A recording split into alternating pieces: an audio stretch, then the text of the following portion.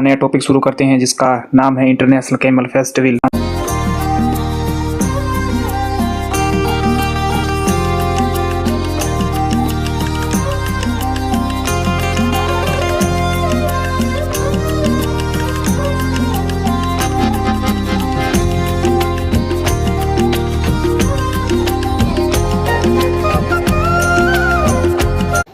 Hello दोस्तों, नमस्कार। कैसे हैं आप सभी? उम्मीद करता हूं सब अच्छे होंगे। तो आइए बिना किसी देरी के हम अपना नया टॉपिक शुरू करते हैं जिसका नाम है इंटरनेशनल कैमल फेस्टिवल, यानी कि अंतर्राष्ट्रीय ऊंट महोत्सव, जो कि 2026 के अंदर बीकानेर में आयोजित हुआ और जिसकी तिथि है 9 जनवरी से लेकर के 11 जनवरी 2026 के बीच यह आयोजित हुआ। और इस तरह आप सबको पता ही है, हमेशा ऊंट जो महोत्सव है वो बीकानेर के अंदर आयोजित होता है। और अब की बार का जो ऊंट महोत्सव था वो 32वां यानी 32वां, इससे पहले 31 ऊंट महोत्सव आयोजित हो चुके हैं और ये 32वां ऊंट महोत्सव था। और इसका जो आयोजन है वो पर्यटन विभाग, राजस्थान सरकार और बीकानेर जिला प्रशासन, इन दोनों के द्वारा संयुक्त रूप से इसका आयोजन किया गया। अब इस प्रतियोगिता के अंदर कौन कौन विजेता रहे, कौन कौन सी प्रतियोगिताएं आयोजित की गई, जिनके बारे में हम अध्ययन करेंगे। तो इसमें मिस्टर बीकाना है वो लखन पारिक बने, मिस मरवण है वो अंकिता सुथार बनी और ढोला मरवण का जो खिताब है वो किशोर कला और स्वाति कला को मिला। यानी ये 3 अलग अलग कैटेगरी के अंदर टोटल कुल 4 व्यक्ति थे, जिनमें मिस्टर बीकाना में लखन पारिक, मिस मरवण में अंकिता सुथार और ढोला मरवण के अंदर किशोर कला और स्वाति कला। तो ये तो था मुख्यतः बीकानेर ऊंट महोत्सव के बारे में। यानी कब आयोजित हुआ? 9 से 11 जनवरी के बीच बीकानेर के अंदर 32वां ये ऊंट महोत्सव था। 3 कैटेगरियों के अंदर ये सम्मान मिले। बस मुख्यतः करंट से रिलेटेड था, जो जानकारी थी वो इससे संबंधित इतनी ही थी। अब क्योंकि हमने ऊंट के बारे में, ये ऊंट संरक्षण और ऊंट के विशेष संवर्धन के लिए महोत्सव आयोजित होता है, तो उससे संबंधित अत्यधिक और जानकारी हम पढ़ेंगे। तो आपको पता ही है कि ऊंट है जो उसको राज्य पशु का दर्जा है और राजस्थान सरकार ने 2014 के अंदर दिया था। और उस समय वसुंधरा राजे बीकानेर दौरे पर आई हुई थी और बीकानेर दौरे के अंदर ही यहाँ कैबिनेट की बैठक हुई और यहीं पर जो ऊंट को है वो राज्य पशु का दर्जा दिया गया।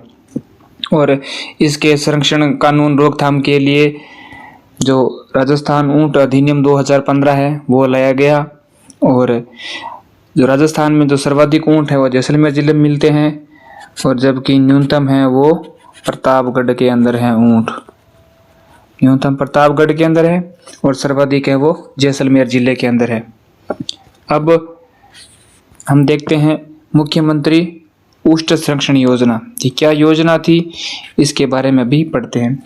इसका जो प्रारंभ है वो 1 नवंबर 2022 से हुआ। जो बजट की घोषणा थी 2024-25 के अंदर, उसमें पशुपालकों को जो पैसा मिलता था पहले, यानी जो ऊँटनी के बच्चे हैं जो टोडिया वगैरह हो जाते हैं तो उनका लालन पालन करने के लिए जो पशुपालक हैं ऊँट के, उनको काफ़ी कठिनाइयों का सामना करना पड़ता है। तो राजस्थान सरकार ने क्या किया, पहले इनको 10,000 रुपये मिलते थे, अब उस राशि को बढ़ा करके 20,000 रुपये कर दिया गया है, यानी 2 गुना बढ़ा दिया है। और ऊंट के लिए, इनके संरक्षण के लिए ऊंट संरक्षण एवं विकास मिशन का भी गठन किया गया राजस्थान सरकार के द्वारा। तो अगला पढ़ते हैं हम, ऊंट की प्रमुख नस्लें कौन सी है और किन किन क्षेत्रों में ये विशेषतः मुख्यतः पाया जाता है, इनसे संबंधित हम अध्ययन करेंगे। तो सबसे पहले आता है बीकानेरी ऊंट। तो नाम से ही स्पष्ट पता चलता है कि बीकानेरी ऊंट है जो बीकानेर के अंदर है। सबसे अधिक बोझा ढोने वाला ये ऊंट है, ऊंट की नस्ल है ये। दूसरा आता है नाचना या जैसलमेरी। जो कि नाम से ही पता चलता है जैसलमेर के अंदर है। अपनी सुंदरता और तेज दौड़ने के लिए ये विश्व प्रसिद्ध है। अब तीसरी नस्ल आती है गोमट, जो कि जोधपुर और नागौर के अंदर पाई जाती है मुख्यतः, और ये ऊंट सवारी के लिए सर्वश्रेष्ठ नस्ल का ऊंट है। चौथी नस्ल है केरूपाल, जो कि बीकानेर और चूरू के अंदर है। और पांचवी नस्ल है कुटची। कुटची जो नस्ल है, कुटची या कच्छी नस्ल है, जो बाड़मेर और जालोर के अंदर पाई जाती है, और ये रेगिस्तानी परिस्थितियों के लिए अनुकूल है। वैसे ऊंट है जो हमेशा ही क्योंकि रेगिस्तान के अंदर पाया जाता है, तो यहाँ वैसे ही पानी की कमी होती है, तो ऊंट है जो एक रेगिस्तानी जो परिस्थिति है, जो वातावरण है, उसके एक अनुकूल प्राणी है।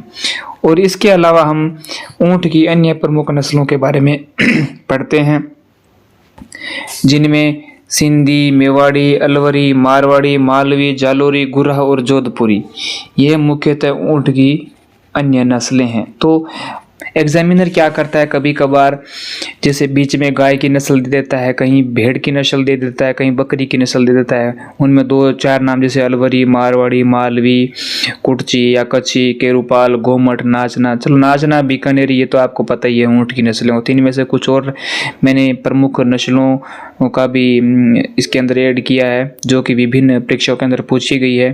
तो आई होप आपको ये वीडियो अच्छा लगा होगा, और अच्छा लगा होगा तो वीडियो को शेयर कीजिए, और अपना जो चैनल है मदन लाल खिचड़ के नाम से हैं, उन्हें सब्सक्राइब कीजिए। तो थैंक्स फॉर वाचिंग, धन्यवाद, शुक्रिया। Good luck.